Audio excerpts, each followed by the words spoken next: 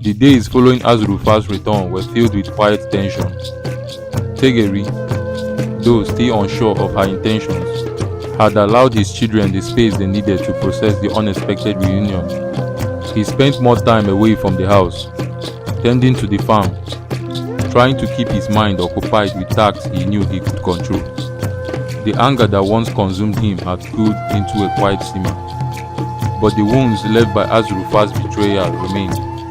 He didn't trust her, not yet, but he knew that his children needed to see her for themselves, to decide whether or not they could allow her back into their lives.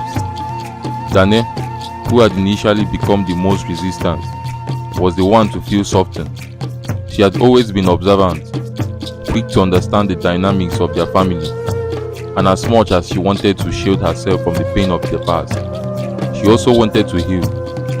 Over the course of a few weeks, she began to spend time with 𝗟𝗲𝗳𝗁. Their conversations were awkward at first, full of silence and unspoken words, but slowly, ��𝗲𝗳 began to see the remorse in her mother's eyes.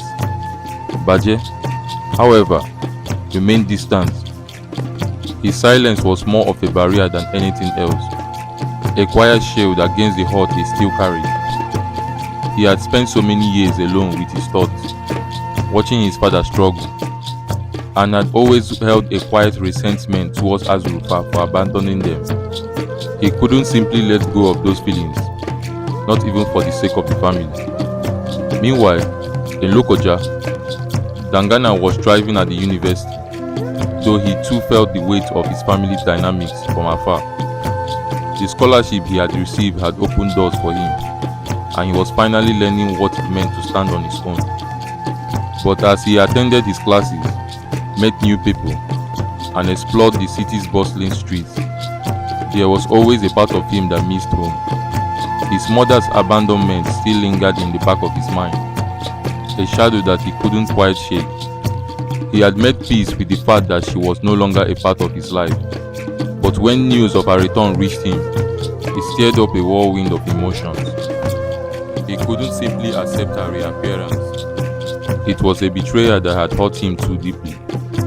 Yet, despite his anger, Dangana understood that life had a way of changing people. Perhaps, he thought, she had changed too. But how could he be sure? How could anyone be sure after all that had happened? Back in Odugbo, Tegeri's work continued to pull him away from the house. His farm was growing, and his connections with local traders were becoming more solid. He was making enough to live comfortably, though every now and then, he couldn't escape the feeling of emptiness that lingered in the corners of his life. He had fought so hard for everything: his children, his farm, his future. But the past still had a hold of him. He had built a life, a successful life, but it wasn't the one he had envisioned when he had first dreamed of a family. One afternoon, as Tegeri was walking through the market in Odugbo, he bumped into an old acquaintance from the days in Kaba, Gado. "Tegeri," Gado exclaimed, his face lightening up in recognition. "It's been years. You look good, my friend." Tegeri smiled, though it was a tired smile. "Gado, it's good to see you. How have you been?" "I'm doing well," Gado replied, a glint of pride in his voice. "I'm running a small transport business now, moving goods between towns. Things are going well." Tegeri nodded, genuinely happy for his old friend. "I'm glad to hear that." As they spoke, the conversation shifted to family. Gado was married now, with children of his own, and he shared stories of his wife and their plans for the future. For a moment, Tegeri allowed himself to imagine what his life might have been like had 𝗟𝗲𝗳𝗁 stayed. He had sacrificed so much, but in the end, was it worth it? That evening, as Wete sat down to a simple dinner with his children, he could feel the shift in the air. ��𝗲𝗳 was quieter than usual, her mind clearly preoccupied, while 𝗵𝗳 had been distant for days. Even Doku, though better, seemed to feel the weight of the family's unrest. "Abba, we need to talk," ��𝗲𝗳 said, breaking the silence. Tegeri looked up at her, his heart sinking. He could tell something was troubling her. "What is it, Dane?" he asked gently. Dane hesitated before speaking, her voice trembling slightly. "I'm starting to see a change in her, Papa. I know it's hard to forgive her, but I think she's really trying. I don't know what is in your heart, but I think we should give her a chance." Tegeri took a deep breath, his mind racing. He had never been one to hold grudges, but this was different. This wasn't just about forgiveness. It was about the years of pain, the sleepless nights, and the dreams of a family he had lost. "I don't know, Dane," he said slowly. "I don't know if I can let her back in, not after everything." "I know it's hard," Dane replied, her eyes softening with understanding. "But we can't change what happened. We can only change what happens next.